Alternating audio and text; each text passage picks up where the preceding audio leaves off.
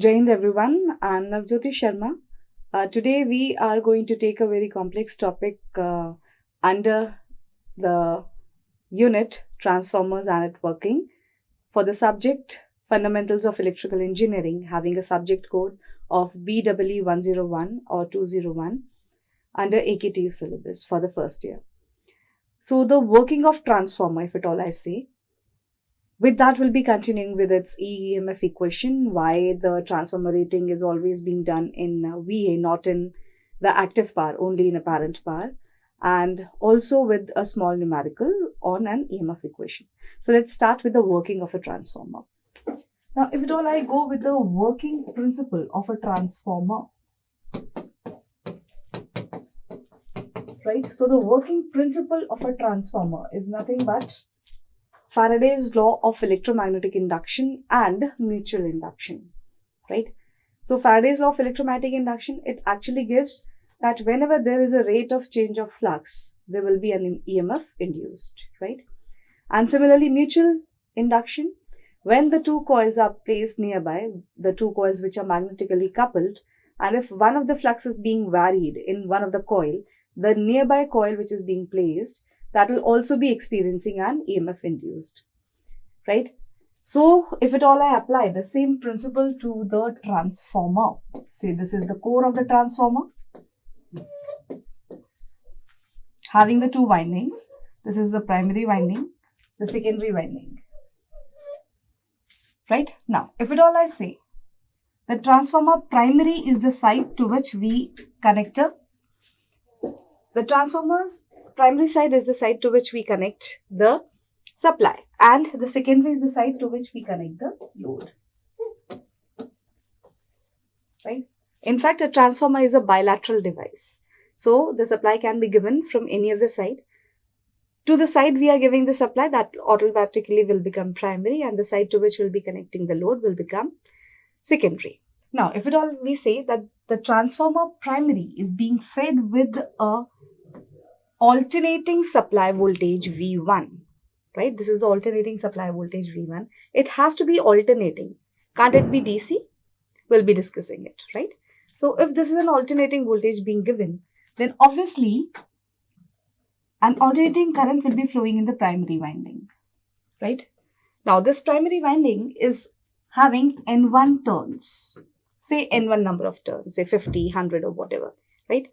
Because of this number of turns and the current being flowing, I'll be having an MMF produced in the primary winding, right? MMF, the magnetomotive force, which is required for the production of flux. Depending upon the current direction, say if the current direction is of this sort, right? So according to the right hand thumb rule, the flux produced would be in upward direction, right? It will be in the upward direction. The nature of this flux would be, once again, alternating in nature, right?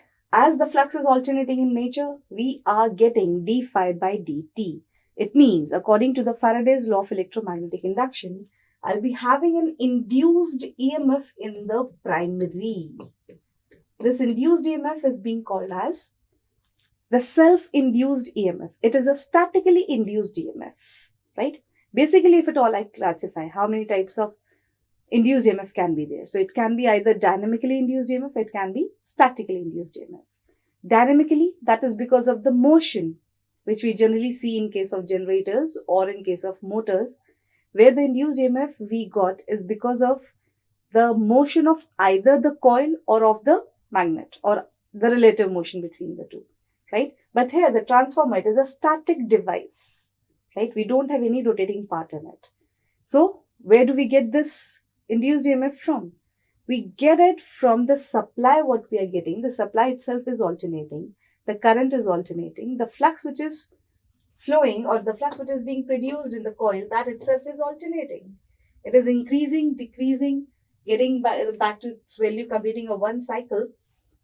So the flux is changing, right?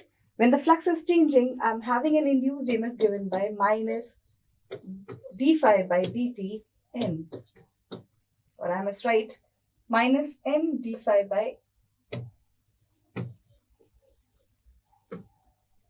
this is minus n d phi by dt, where n is the number of turns. So when I come to the primary, it is minus n1 d phi by dt, the rate of change of flux. Once again, and this is the induced EMF, statically induced EMF, which the primary has developed because of its own supply, right? So it will be called as self-induced EMF, right? Now, the flux which has been produced will be completing its path, and while completing its path, it will be linking with the secondary winding as well. The same flux would be linking with the secondary winding. Now comes the mutual induction, right? As the flux is alternating, the same flux which has been produced because of this variation in the current, right? The same flux is linking with the secondary. Now, once again, because of the mutual induction, there will be an induced EMF in the secondary winding as well, as we call it as E2. This induced EMF, E2, would be a mutually induced EMF, E2, right? Now, as we have got now sufficient driving force for the current, if this circuit, secondary circuit is completed, then obviously the load is connected. So obviously the secondary current will be flowing through the circuit. So this is the basic working principle of a transformer. In the lectures coming up, we'll once again be studying the complete working of a transformer when it is not loaded and when it is being loaded. What is the difference? In the coming lectures, we are going to have it. But this is the very basic working principle of a single phase transformer, two winding transformer. Now, we have seen we are having two induced EMFs, E1 and E2. One is self-induced EMF, another one is the mutual induced EMF. Now the question arises, which is a very important question, that what is the EMF equation of this transformer? Prior to that, we are going to see the EMF equation, we are going to derive it. Prior to that, one of the questions which is very important, which arises, that is it so necessary that an alternating supply or a sinusoidal supply must be fed to a transformer? Right? Is it so necessary? Can't we give a DC to a transformer? Can a transformer work on DC? No, it can't. Right? What will happen if at all I give a DC supply to a transformer? If you see, if I give a DC supply to the transformer, obviously the very first thing, its working principle is based upon the rate of change of flux. And the rate of change of flux is actually occurring because of the change in current, or I must say because of this alternating supply. Right? If the supply would have been having a frequency of 0, there will not be any change in the flux. And if at all the flux is not changing, I'm not getting any d phi by dt, in that case there will not be any induced EMF, neither in primary nor in secondary. And definitely the secondary EMF is actually driving the load circuit. That's why we used to have the terminal voltage V2. So if it is, E2 is not there, there will not be any referring of the voltages, the transformation of the voltages. Remember, a transformer is a device, is the static device which transforms the voltage level and also the current level, keeping the frequency same. Right? So it is transforming the voltages and also the current levels. So the input voltage is V1, the output voltage is V2. It is getting transformed. It may be stepped up, it may be stepped down, depending upon, as we see, the flux which is linking with the primary or the flux which is linking with the secondary, it's the same, right? So the d phi by dt, it's not going to change very much. If at all, I'm going to neglect the leakage in the leakage flux which is occurring. So the d phi by dt is almost going to remain same. If that is so, what is the difference which is causing this change in the induced EMFs, whether the voltage will step up or step down? The change is being actually occurring because of this n, number of turns. So if the number of turns towards the secondary side is greater, it will be acting as a step up transformer, giving us an raised voltage level. Similarly, if the number of turns are lesser in case of secondary, it will be a step down transformer, as the voltage towards the secondary side would be a reduced one, right? So this is the working principle of the transformer. Very first reason why the DC will not be given, obviously, the working principle itself says there will not be any change in the flux, so will not be getting any induced EMF neither in primary nor in secondary. Okay. Even if knowing all this, I give a DC supply, what is going to happen? Right, as we know now, when we give a DC supply to the windings of the primary of the transformer, then the winding resistance as it is very low, right? And the reactance, the inductive reactance offered by the winding, that is XL, that is equals to 2 pi FL. And when I say it's a DC supply being given, if it is a DC supply being given, the frequency is just 0. If frequency is 0, how much reactance it is going to offer? The reactance is also going to get 0. That means, towards the input side, if at all I see, the transformer is going to offer a very small impedance to the supply, right? Because the resistance is very low. The reactance has become 0 as you have given a DC supply. So, the total impedance offered to the supply by the transformer primary, that has become very small. In that case, what is going to happen? The transformer winding will draw a very heavy current, right? And this heavy current is very much sufficient to permanently damage the transformer windings, right? That is the second reason. The third reason, even if I give, right, what will happen, right? The permeability of the core is very high. We know for the reason to reduce the hysteresis loss, right? To reduce the hysteresis loss which is occurring in the core of the transformer, we used to use a material which is having a higher permeability. If the permeability is very higher, a very small current is very much sufficient to establish the flux in the core, to get it magnetized, right? And we are sending, because of the reason, the transformer is now drawing a very heavy amount of current. So the saturation will occur very quickly, right?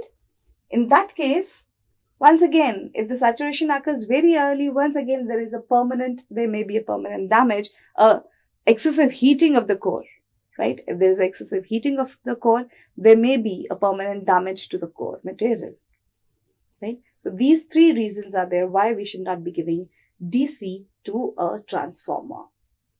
Fine. Now coming to the next of the topic, that is EMF equation of transformer.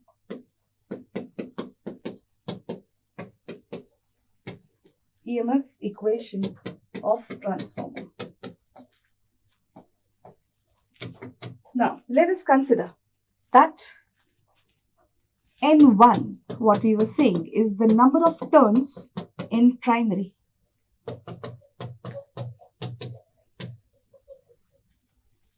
Right? N2 is the number of turns in secondary.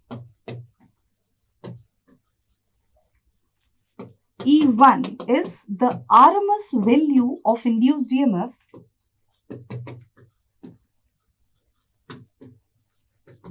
in primary, and E2 is the RMS value of induced EMF in secondary. F is the frequency of the supply, input supply.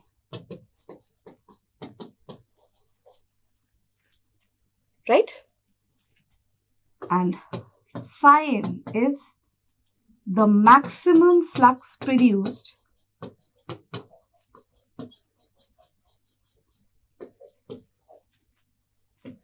by the core.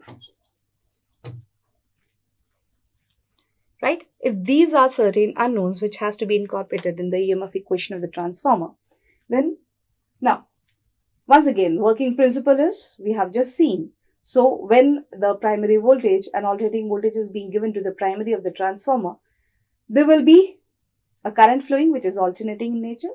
The flux will be produced.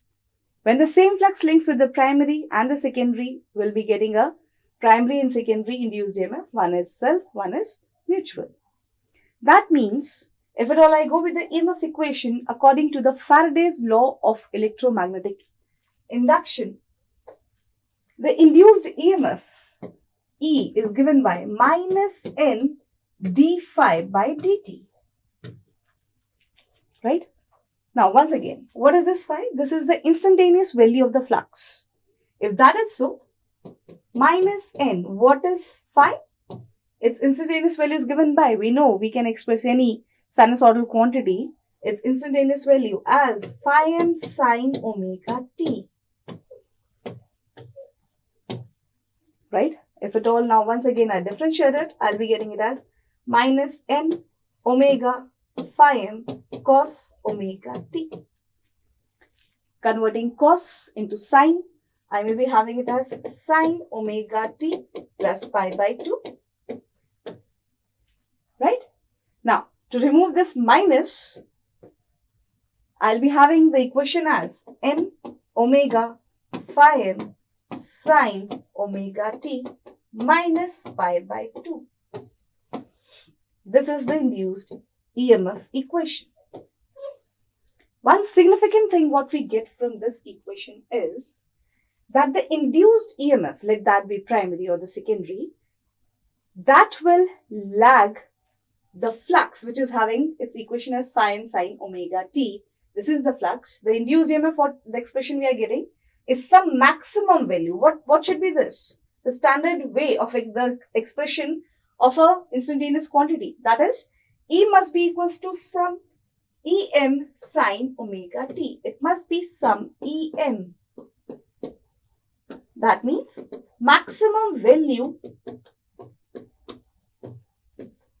of the induced EMF sine omega t minus pi by 2. That means the induced EMF will lag the flux by 90 degrees.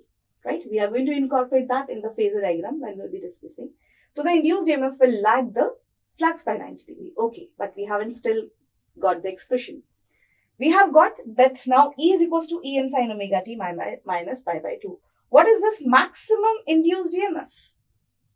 The maximum induced EMF here is Em is equals to, we have just got it as N phi omega m phi m. This is the maximum value, but we want to have E1.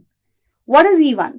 E1 is the RMS value of the EMF induced in primary with N1 turns, right? It is the RMS value. What's the relation? If at all I want to have the RMS value of the induced EMF, it has to be maximum by root 2, right? So that means N omega phi m by root 2.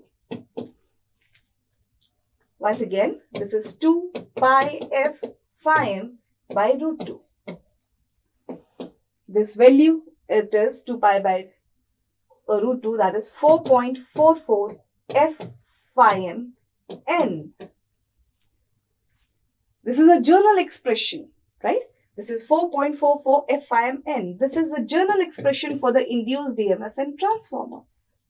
Now, when we come to E1, what is E1? E1 is the induced EMF RMS value in the primary winding having how much number of turns? N1, right? So, the same expressions becomes 4.44 f phi m N1. Similarly, N2, that becomes N2, the number of turns in the secondary, that becomes E2 is equals to the number of turns in secondary is 4.44 f phi m N2. So this is the journal expression for the EMF induced in a transformer. 4.44 multiplied by the frequency of the input supply multiplied by the maximum value of the flux in the core multiplied by the number of corresponding number of turns either in primary or in the secondary. So this is the EMF equation. Coming to the next very important topic. Now we have got the EMF equation. While solving the questions, when we are working on the transformer, the very most important thing is how much is the transformation ratio of the transformer, right? Whether it is acting as a step up or step down, and by how much margin it is stepping up or stepping down the voltages and current, right? So we need to see certain ratios which are occurring in a transformer. So let's see what are the ratios in the transformer.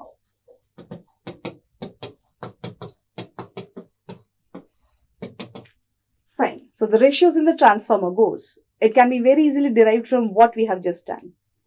Right? We have just derived E2, that is given by 4.44 F phi m N2. And E1 is given by 4.44 F phi m N1. Going for the ratios of this. Right? If you just see the ratio,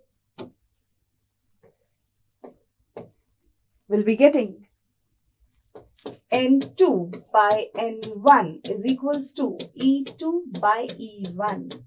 Where this ratio N2 by N1, it's being called as, this N2 by N1 is being called as, this gives me the secondary number of turns by primary number of turns. This is nothing but the turns ratio. The very first ratio is the turns ratio. Now, E2 by E1, which is very much equal to V2 by V1. Yes or no? V2, we must be knowing the difference between V1. V1 is the supply voltage, right? It's the terminal supply voltage, or I must say the input supply voltage. E1 is the induced EMF in the primary. V2 is the secondary terminal voltage at the load. And E2 is the secondary induced EMF.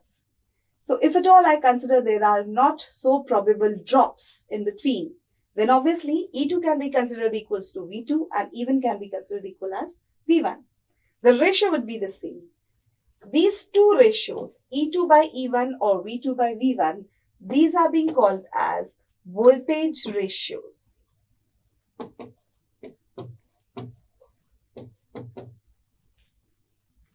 Right? So turns ratio, voltage ratio. One of the ratios is remaining, and that ratio is current ratio. But as we know, the transformer, the apparent power is remaining same, right? That means V1 I1 towards the primary side is equals to V2 I2. If that is so, I go with V2 by V1, that must be equals to I1 by I2. That means if the voltage is going to step up, obviously the current is going to step down for a particular transformer. So the same ratio continues with the reverse terminology this time. Every time it is secondary by primary, secondary by primary, secondary by primary. But when it comes to current, it has to be primary current by the secondary current. And this is being called as current ratio.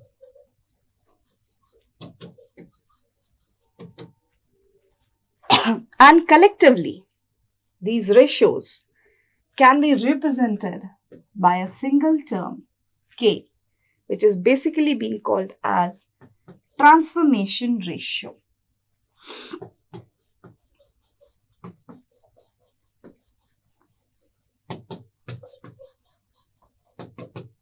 So we got four ratios: turns ratio, voltage ratio, current ratio, transformation ratio. All of them are same, given by K.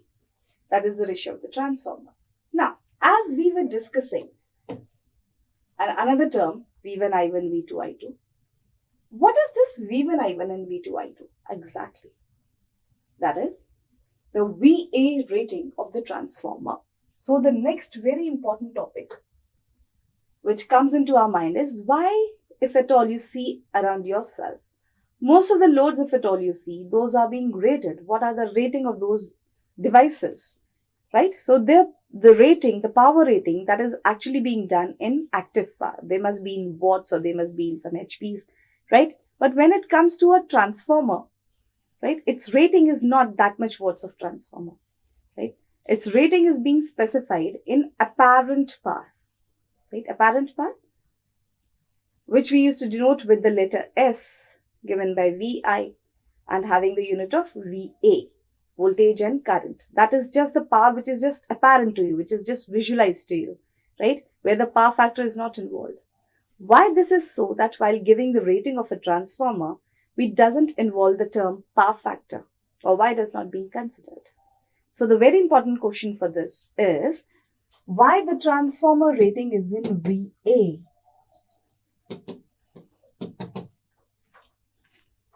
Right?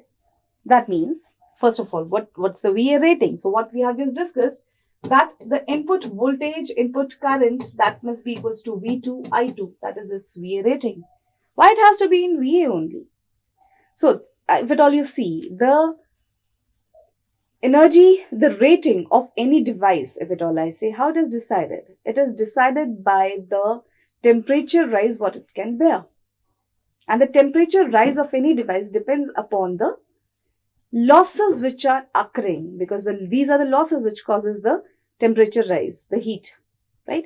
So that depends upon the losses occurring in that particular device. So if at all I see with the transformer, the losses occurring in a transformer are basically of two types. One is copper loss, another one core loss,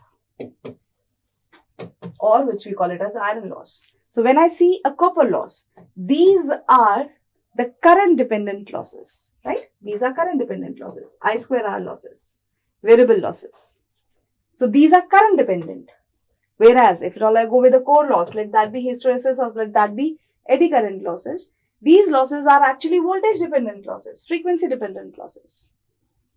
Neither of these two losses depends upon the power factor of the load, right? So that's why the rating of the transformer is also being given just by V and I, voltage and current, not by the power factor. It is not decided by the power factor of the load. That is another important question. Now, let's take down, we have done a sufficient amount of history regarding the EMF equation, its working, what is the VA rating, what will be the turns ratio. Let's go for a numerical based on this EMF equation. Fine. So let's see.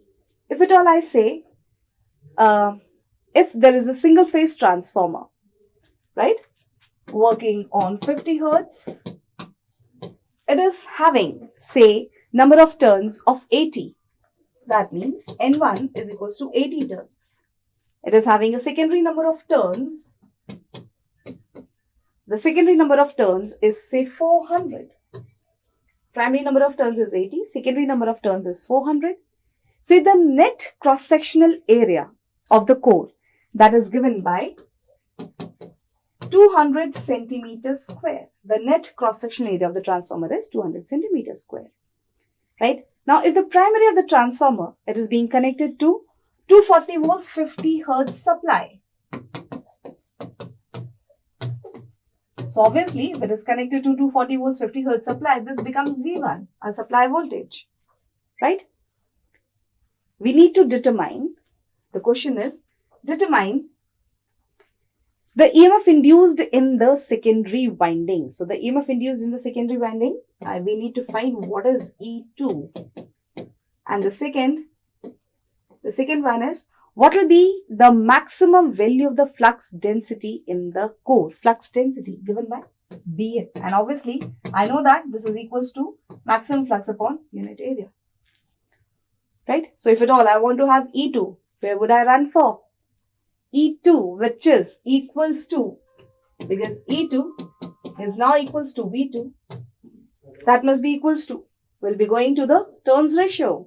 We know that V2 by V1 is equals to our transformation ratio, K, given by N2 by N1. What is N2?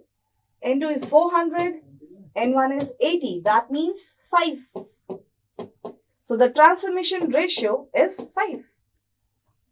So what will be V2? V2 would be equals to 5 times the V1. 5 times V1, which is 240. So 5 into 240, that will give me 1200 volts. So the EMF induced in the secondary is equals to 1200 volts. Fine. In that case, I need to find what will be the maximum flux density. Fine. For finding maximum flux density, I may be going with any of the induced EMF equation. That means E1 is equals to 4.44 F phi N1, or I may be going with E2. Once again the same, 4.44 F phi N2. Say, I'm going with E2, what we have just filed it off, right? E2, we just find it off as 1200. I know that E2 is equals to 4.44 F phi m N2. This is 4.44, frequency is 50. I need to know how much is the maximum flux. N2, number of turns in the secondary, that is 400. E2, we just found it off as 1200. If that is so, we'll be getting the value of the maximum flux as 0.0135 Weber. The flux would be 0.0135 Weber. If that is so, this is only the maximum flux. I need to have the flux density given by flux upon unit area. So if that is so, flux I have got.